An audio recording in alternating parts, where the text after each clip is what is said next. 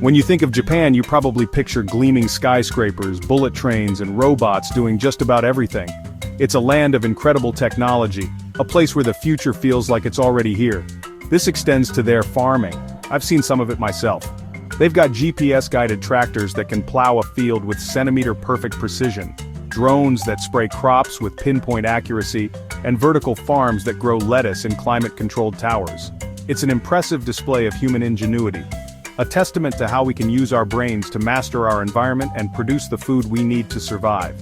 It's all about efficiency, control, and maximizing output in a country where every square inch of land is precious.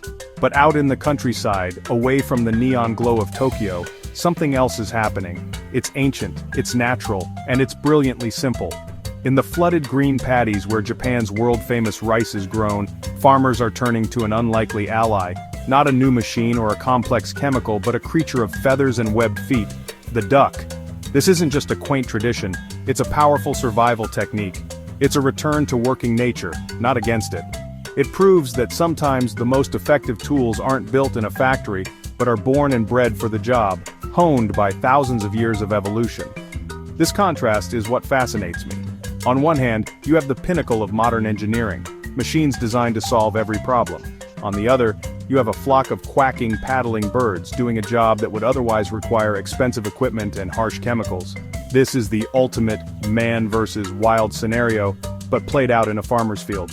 It's about finding the smartest way to get the job done, using the resources you have. Sometimes that means a satellite link and a computer algorithm. Other times, it means trusting the instincts of an animal that has been paddling in muddy water since the dawn of time. Watching these ducks at work is a lesson in efficiency. They aren't just swimming around, they are a living, breathing, multi-purpose farming tool. They are the weeders, the pest controllers, the fertilizers, and the soil aerators, all rolled into one feathered package. This isn't about rejecting technology, it's about being smart enough to know when nature has already provided the perfect solution. It's a powerful reminder that for all our advancements, the natural world holds secrets and systems that we are only just beginning to appreciate. This is survival thinking at its very best, and it's revolutionizing one of Japan's oldest traditions. Japanese rice farmers today are facing a tough fight on multiple fronts. It's a battle for survival, not just for their crops, but for their entire way of life. First up is the labor shortage. The country's population is aging, and young people are moving to the cities for office jobs, not staying behind to toil in the fields. The old-timers, the veterans of the land, are finding it harder to keep up with the physically demanding work. It's a silent crisis.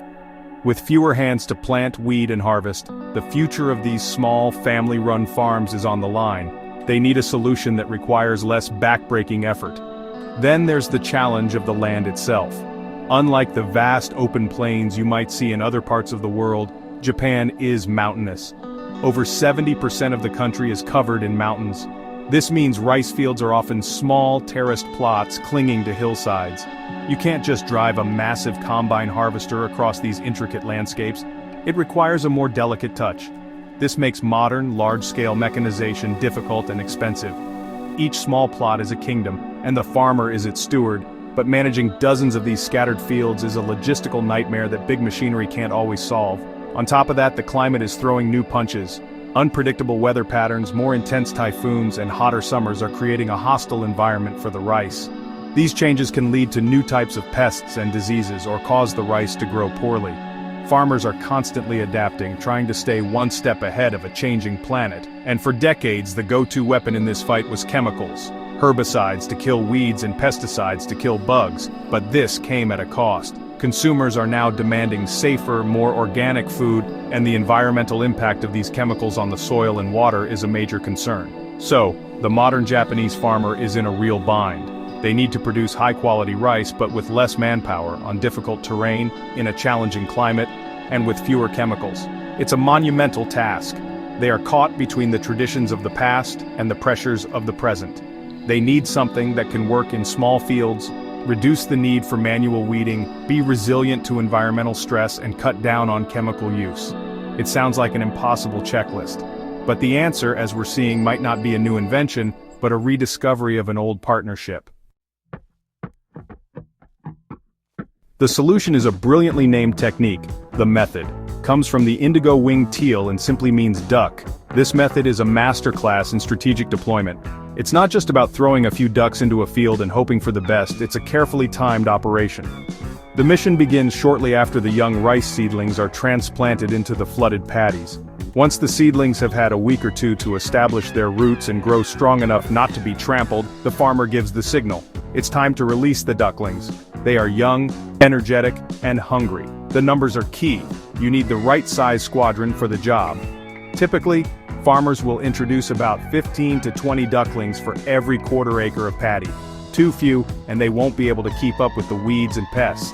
Too many, and they might start competing with each other for food and could potentially damage the young rice stalks.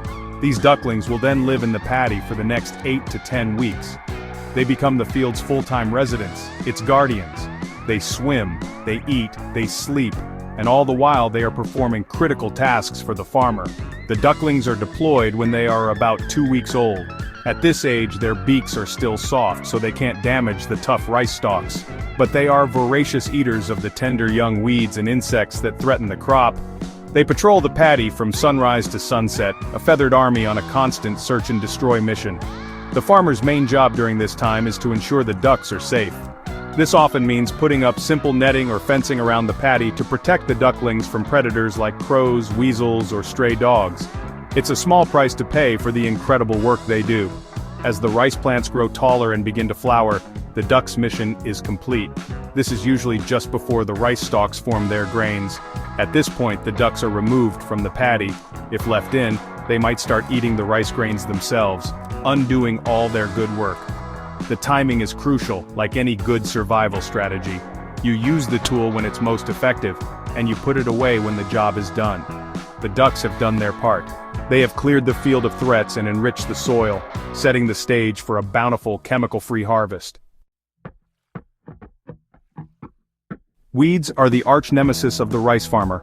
They compete with the rice plants for sunlight, water, and nutrients, choking the life out of the crop and slashing yields. The conventional approach is to use powerful herbicides or to spend countless hours bent over in the hot sun, pulling them out by hand. Both are brutal in their own way. But the ducks have a much smarter strategy. Their first line of attack is direct consumption.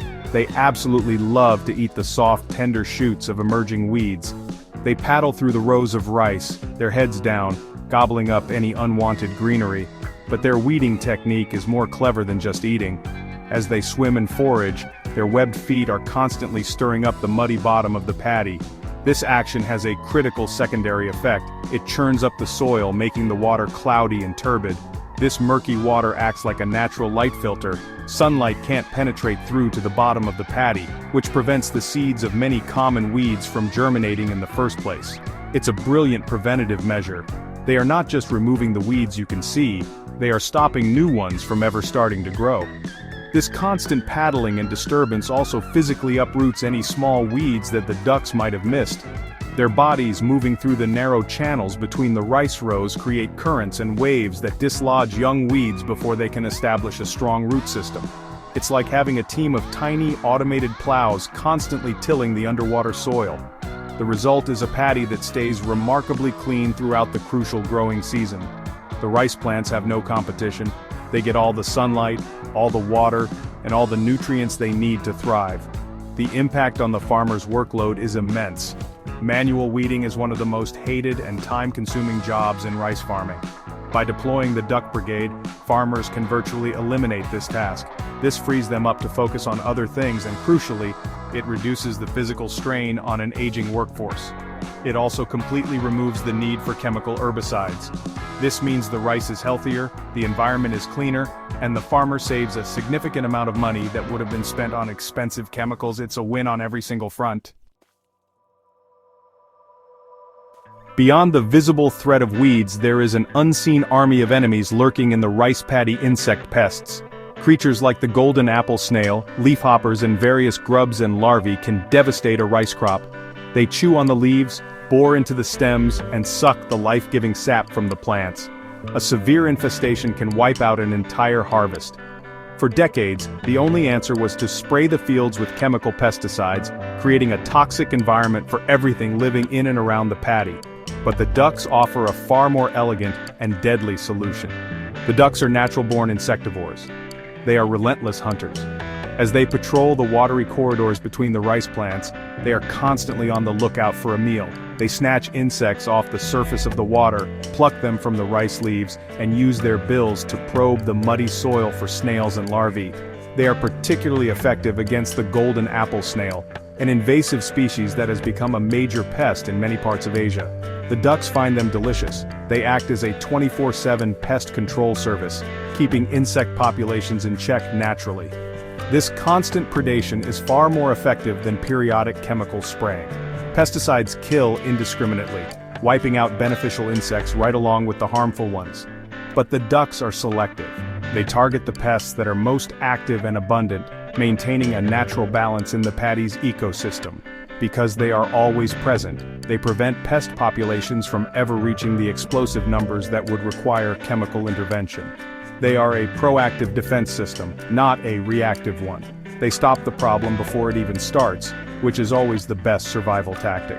The result is a healthier rice plant. Without the constant stress of insect attacks, the plants can devote all their energy to growing strong and producing plump grains of rice. The farmer gets a higher quality crop without the expense or the environmental damage of pesticides.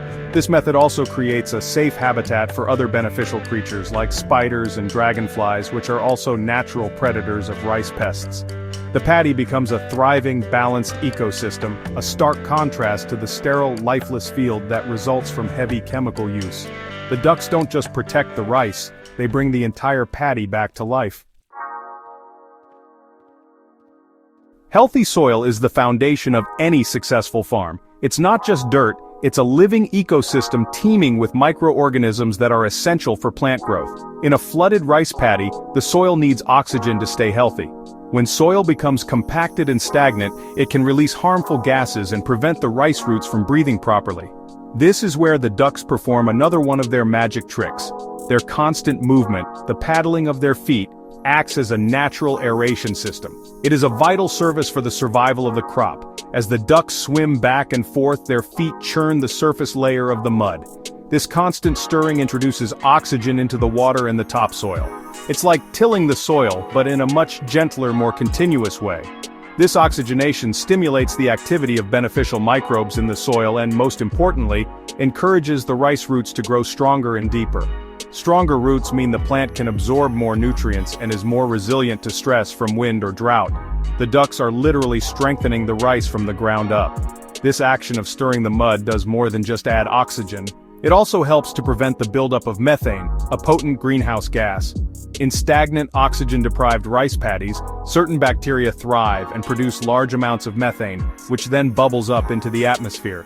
Rice cultivation is a major global source of this gas. However, by keeping the water and soil oxygenated, the ducks create an environment where these methane-producing bacteria cannot flourish. It's an incredible, unforeseen benefit. These little birds are helping to fight climate change, one paddle at a time. This improvement in soil health has long-term benefits. A field that has been managed with the method for several years becomes richer, healthier, and more fertile. The soil structure improves and it becomes a more robust ecosystem.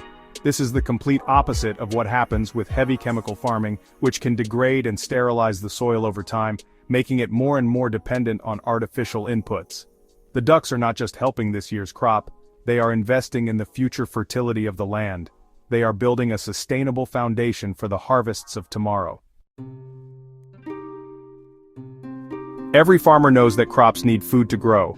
This food comes in the form of nutrients in the soil, primarily nitrogen, phosphorus, and potassium. Traditionally, farmers add these nutrients using expensive, synthetically produced chemical fertilizers. These can be effective, but they are costly, rely on fossil fuels to produce, and the runoff can pollute rivers and streams. Once again, our feathered friends have a natural, on-site solution. As they live and eat in the paddy, they are also, inevitably, pooping in the paddy, and their droppings are pure gold for the rice plants. Duck manure is a rich, natural fertilizer. It's packed with the exact nutrients that rice needs to thrive. As the ducks patrol the field, they distribute this fertilizer evenly and continuously across the entire paddy. It's a slow-release system, providing a steady supply of nutrients to the rice roots throughout the growing season. This is far more efficient than dumping a large amount of chemical fertilizer on the field all at once, much of which can be washed away by rain before the plants can even use it. The ducks provide targeted, on-demand fertilization. This natural fertilization process has been shown to produce incredible results. Farm experiments have compared plots using the method to plots using conventional chemical fertilizers.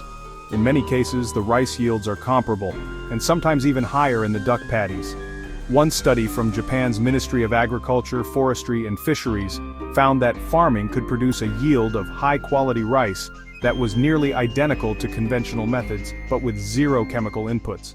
The rice plants are getting everything they need, from a natural, sustainable source. This creates a perfect closed-loop system. The ducks eat the weeds and insects that are in the paddy, converting that biomass into nutrient-rich manure. That manure then feeds the rice, helping it to grow strong. It's a beautiful example of ecological synergy. Nothing is wasted. The farmer is essentially turning pests and weeds into fertilizer, using the duck as a biological converter. This drastically reduces the farm's operating costs and its environmental footprint. The farmer is no longer just a grower of rice. They are the manager of a complete, self-sustaining ecosystem. In a country as obsessed with technology as Japan, it was only a matter of time before someone looked at the ducks and thought, I can build a robot for that. And so they did. Enter the Robo-Duck. Developed by engineers at Nissan, yes, the car company, this little robot is designed to mimic the key functions of its living counterpart. It's a small, solar-powered device about the size of a large robotic vacuum cleaner that navigates the flooded paddy on its own. It's a fascinating piece of engineering, a high-tech solution to an ancient problem. The Robo-Duck's primary mission is to replicate the weeding action of a real duck. It has two rotating rubber brushes on its underside that churn up the water and mud as it moves. Just like the webbed feet of a real duck, this action oxygenates the water and muddies it, blocking sunlight to prevent weed germination. It can navigate between the rows of rice without harming the plants, running entirely on clean solar energy. It doesn't need to be fed, it won't get eaten by a predator, and it doesn't fly away. It's a tool you can switch on and off. However, the Robo-Duck has its limitations. It's a specialist. It does one job well. It stirs the water. But it can't perform the other vital tasks of a real duck. It doesn't eat insects or snails, so the farmer would still need a way to control pests. It doesn't produce manure, so the farmer would still need to add fertilizer to the field. And while the initial prototype was a cool experiment, manufacturing, selling, and maintaining a fleet of these robots would come with its own costs and complexities. It solves the weeding problem but not the whole puzzle. This is where the comparison becomes really interesting. The real duck is a holistic, all-in-one system. It weeds, controls pests, and fertilizes simultaneously. Plus, at the end of the season, the farmer has a flock of market-ready ducks to sell for meat, and potentially eggs along the way, providing an entirely separate stream of income. The robot is a single-purpose tool. It's reliable and controllable, but it lacks the multifunctional biological efficiency of the animal it's trying to replace. The robot is a clever piece of tech, but the duck is a masterpiece of nature. So, what does the future of rice farming in Japan look like? Will it be fields full of feathered friends or fleets of silent robots?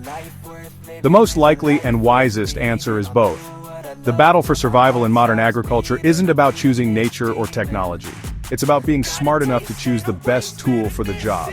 The method has proven its incredible worth. It offers a powerful, low-cost, and sustainable way to grow high-quality organic rice while solving many of the biggest challenges farmers face. It restores life to the land and provides a better product. The ducks provide a blueprint for a more sustainable kind of farming, one that works in harmony with natural systems instead of trying to dominate them. They reduce the need for chemicals, improve soil health, and even provide additional income through meat and eggs. For small-scale farmers on terraced land, this method is a lifeline. It reduces labor, cuts costs, and produces a premium product that environmentally conscious consumers are eager to buy. It's a testament to the fact that sometimes the oldest wisdom is the most revolutionary. It's a powerful survival strategy, passed down through generations. At the same time, we can't ignore the potential of technology. The robo-duck, while not a perfect replacement, shows the direction of innovation. Perhaps a future version could include sensors to detect pests or dispense organic nutrients. For a farmer who can't manage a flock of live animals, a robot might be a viable alternative for at least some of the work. Technology can help monitor crop health, predict weather, and manage water resources more efficiently. These tools can support the farmer, making the work easier and more precise, whether they use ducks or not. In the end, the ultimate survival strategy is adaptation. The future of farming isn't a simple choice between a duck and a robot. It's about creating a new kind of toolbox, one that contains both the wisdom of nature and the ingenuity of humankind. It's about building a resilient system where a farmer can use a flock of ducks to manage a field while using a smartphone app to check market prices or a drone to survey a distant paddy. Because in the wild, and in the fields, survival is for those who are willing to learn, adapt, and combine the best of all worlds.